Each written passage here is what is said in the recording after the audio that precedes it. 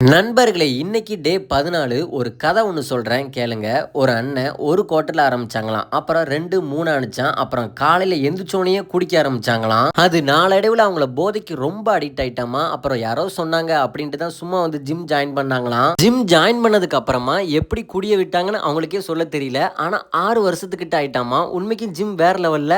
Anyway இன்னைக்கு காலையில் இருந்துச்சோன்னா பாம்பு முட்டையை முழுங்கின மாதிரி முழுங்கிட்டு பாம்பு முட்டையை முழுங்குமா தெரியலையே. சரி ரைட்டு ஜிம்முக்கு போனேன். பேக் ஒர்க் அவுட்டு போட்டு முடிச்சுட்டு கொஞ்சம் நேரம் வயிற்றுக்கு விளாண்டுட்டு வீட்டுக்கு வந்தேன். இன்னைக்கான பாக்ஸில் இதெல்லாம் தான் இருந்துச்சு. டுடே ஒரு மூவி ப்ரொமோஷன் ஒன்று இருந்துச்சு. நெல்லை கரிசுங்கிற என்னுடைய இன்னொரு இன்ஸ்டா ஐடிக்கு. அதுக்கு வீடியோ எடுக்கிறதுக்காக போயிருந்தேன். Movie name Chennai city gangster. படம் எப்படி இருந்துச்சுன்னு கேட்டிங்கன்னா அது ஒரு மாதிரி ஜாலியாக லைட்டாக இருந்துச்சு. அப்புறம் மூவி முடிஞ்ச வரவே ஒரு 4 கிட்ட ஆயிடுச்சு. அப்புறம் வீட்டுக்கு வந்து எங்கள் அம்மா ஏதோ பச்சை பயிர் பண்ணி கொடுத்தாங்க. அதை சாப்பிட்டுட்டு ஒரு வாட்டர் மெலனை குடிச்சிட்டு ஜிம்முக்கு போனேன் ஈவினிங்.